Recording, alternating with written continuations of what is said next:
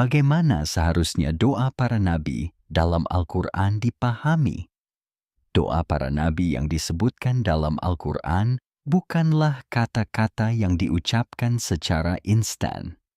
Doa-doa ini adalah kata-kata yang diucapkan setelah melalui panggilan panjang, kesabaran, ujian, dan pengabdian.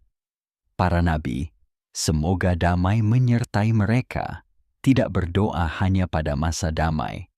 Mereka paling sering berdoa pada saat-saat paling sulit dalam ujian. Oleh karena itu, setiap doa adalah ringkasan singkat dari proses yang dialami. Untuk memahami doa para nabi dalam Al-Quran dengan benar, seseorang harus melihat tidak hanya kalimat doa itu sendiri, tetapi juga apa yang terjadi sebelumnya. Al-Quran dengan jelas melaporkan doa Nabi Adam dan Nabi Hawa. Semoga damai menyertai mereka setelah mereka melanggar perintah Allah. Setelah peristiwa ini, tidak ada satupun ungkapan dalam Al-Quran yang menunjukkan bahwa mereka menyangkal kesalahan mereka atau menyalahkan orang lain. Sebaliknya, ayat tersebut dengan jelas menunjukkan bahwa mereka menggambarkan keadaan mereka sendiri. Al-Quran memuat doa berikut. Ya Tuhan kami telah menganiaya diri kami sendiri. Jika Engkau tidak mengampuni kami dan memberi rahmat kepada kami, niscaya kami termasuk orang-orang yang merugi. Surah Al-A'raf ayat 23. Dalam doa ini, para Nabi Adam dan Hawa, semoga damai atas mereka, secara langsung mengakui kesalahan yang mereka perbuat dan memohon ampunan serta rahmat hanya dari Allah. Kata-kata dalam ayat ini tidak mengandung penolakan atas kesalahan atau menyalahkan orang lain. Doa ini ditujukan langsung kepada Allah dan diakhiri dengan permohonan ampunan. Bentuk ungkapan ini menunjukkan jalan yang harus ditempuh ketika menghadapi kesalahan dalam Al-Quran. Bukan penolakan atau pembenaran, melainkan kembali kepada Allah dan bertaubat. Nabi Nuh, semoga damai atasnya, menurut Al-Quran, mengajak kaumnya kepada Allah selama bertahun-tahun. Selama masa itu, ia menghadapi bukan hanya penolakan dari kaumnya, tetapi juga salah satu ujian terberat, ujian dalam keluarganya sendiri. Ketika banjir mulai, Nabi Nuh, damai besertanya, atas perintah Allah, membawa orang-orang beriman ke dalam bahtera. Namun, Al-Quran dengan jelas menyatakan bahwa salah satu anggota keluarganya tidak beriman dan tidak naik ke bahtera. Orang ini adalah putra biologis Nabi Nuh. Dalam Al-Quran, adegan ini digambarkan sebagai berikut. Saat banjir, Nabi Nuh memanggil putranya dan ingin menyelamatkannya bersama dirinya. Namun sang putra yakin bahwa dia akan aman dengan berlindung di sebuah gunung, menolak peringatan ilahi. Kemudian ketetapan Allah pun terlaksana, dan orang ini tenggelam saat banjir. Kejadian ini disebutkan dalam ayat 42-43 Surah Hud. Setelah peristiwa tragis ini, Nabi Nuh berdoa kepada Allah dengan kata-kata, "Ya Tuhanku, sesungguhnya anakku adalah dari keluargaku, dan sesungguhnya janjimu itu benar, dan Engkau adalah seadil-adil hakim." Surah Hud, ayat 45. Kata-kata ini bukanlah sebuah keberatan, melainkan teriakan putus asa seorang ayah. Nabi Nuh sambil mempertahankan iman pada janji Allah, juga berbicara dengan rasa cinta seorang ayah. Sebagai tanggapan atas hal ini, Allah yang Maha Kuasa memberikan jawaban yang sangat jelas dan penuh petunjuk. Hai Nuh, dia bukanlah dari keluargamu, karena apa yang dilakukannya bukanlah perbuatan yang benar. Janganlah kamu meminta kepadaku sesuatu yang tidak kamu ketahui. Aku memberi peringatan kepadamu agar kamu tidak termasuk orang yang bodoh. Surah Hud ayat 46. Doa ini menunjukkan bahwa bahkan para nabi selalu menunjukkan rasa hormat di hadapan Allah dan tidak memaksakan apa yang tidak mereka yakini. Ketika Al-Quran menceritakan tentang kehidupan Nabi Ibrahim, semoga damai besertanya, Al-Quran tidak hanya menggambarkan perjuangannya dalam beriman, tetapi juga tahapan-tahapan yang dilalui proses ini hingga mencapai kedewasaan. Al-Quran dengan jelas menyatakan bahwa Nabi Ibrahim, semoga damai besertanya, menentang berhala, menghadapi kaumnya, bermigrasi dari tanah kelahirannya, dan menjalani ujian berat atas perintah Allah. Pada akhir proses ini, Al-Quran melaporkan bahwa dia membangun Ka'bah.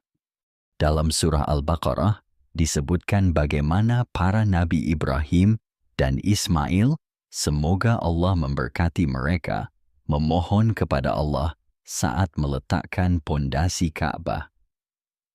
Al-Quran yang menggambarkan adegan ini juga mencantumkan doa yang dibacakan setelah pekerjaan selesai. Ya Tuhan kami, jadikanlah kami orang yang tunduk kepadamu dan juga dari keturunan kami suatu umat yang tunduk kepadamu. Ayat 128 dari surah Al-Baqarah. Doa dalam Al-Quran ini langsung mengikuti setelah tindakan selesai dilakukan. Setelah meletakkan pondasi bangunan, mereka memohon agar tetap beribadah dalam bangunan tersebut. Doa dalam konteks ini ditujukan kepada keturunan di masa depan. Al-Quran melaporkan bahwa pada masa-masa kemudian dalam hidupnya, Nabi Ibrahim, semoga Allah memberkati dia, juga memanjatkan doa yang berkaitan dengan keturunannya. Doa ini yang disebutkan dalam surah Ibrahim berbunyi, Ya Tuhanku, jadikanlah aku dan keturunanku orang-orang yang mendirikan salat dengan baik. Ya Tuhan kami, terimalah doaku. Ayat 40 dari surah Ibrahim. Ayat ini menunjukkan bahwa setelah hijrah dan menetap di tempat baru, Nabi Ibrahim, semoga Allah memberkati dia, memohon kepada Allah agar diberikan keteguhan dalam beribadah. Dalam Al-Quran, doa tidak terbatas pada sekadar keinginan. Doa tersebut disebutkan bersama dengan keturunan. Dalam Al-Quran, kedua doa ini, meskipun ditemukan di surah yang berbeda, mengikuti garis yang sama. Salah satunya diucapkan saat pembangunan Ka'bah, yang lain pada periode kehidupan yang lebih kemudian. Dalam kedua doa tersebut, permintaan tidak terbatas pada pribadi Nabi Ibrahim, semoga damai besertanya. Permintaan itu ditujukan untuk kelangsungan keturunannya. Ketika Nabi Musa, semoga damai besertanya, mengetahui bahwa dia akan diutus kepada penguasa yang kuat dan kejam, seperti Firaun, dia sepenuhnya menyadari beratnya misi ini. Oleh karena itu, dia tidak meminta kepada Allah posisi yang tinggi, tetapi memohon pertolongan. Doanya dalam Al-Quran berbunyi, Ya Tuhanku, lapangkanlah dadaku, dan mudahkanlah urusanku, dan lepaskanlah kekakuan lidahku, supaya mereka mengerti perkataanku. Surah Taha, ayat 25 Doa ini dalam Al-Quran muncul segera setelah pengangkatan Nabi Musa, semoga damai besertanya untuk misinya. Ayat-ayat tersebut menunjukkan bahwa di hadapan besarnya tugas ini, dia tidak diminta untuk memohon kekuatan, tetapi memohon kemudahan tugas, pemahaman kata-kata, dan kelapangan hati. Al-Quran menempatkan doa ini pada saat dakwah dimulai. Nabi Yunus, semoga Allah memberinya kedamaian, setelah meninggalkan kaumnya, mengalami penderitaan yang besar dan berdoa kepada Allah dalam kegelapan. Pada saat itulah doa yang diucapkannya tercantum dalam Al-Quran, tidak ada Tuhan selain Engkau, Maha Suci Engkau. Sesungguhnya, aku termasuk orang-orang yang zalim. Surah Al-Anbiya, ayat 87. Al-Quran menyebutkan doa Nabi Yunus. Semoga Allah memberinya kedamaian di tengah ujian ketika tidak ada jalan keluar lain. Doa itu dimulai tanpa alasan apapun, langsung dengan ungkapan tauhid. Ayat tersebut dengan jelas menunjukkan bahwa kata-kata ini diucapkan di tengah-tengah peristiwa. Nabi Yusuf, semoga Allah memberinya kedamaian, keluar dari penjara dan memperoleh status serta kesempatan. Pada titik ini, doanya sangatlah penting. Tuhanku, Engkau telah memberiku sebagian kerajaan dan mengajarkanku tafsir mimpi. Izinkan aku mati sebagai Muslim dan satukan aku dengan hamba-hambamu yang saleh. Ayat 101 dari Surah Yusuf. Dalam Al-Quran, doa Nabi Yusuf, semoga damai besertanya, disampaikan setelah masa yang panjang ketika dia diberi kekuasaan dan kesempatan. Ayat pada saat ini menyampaikan atas namanya sumber rahmat dan permintaan terakhirnya.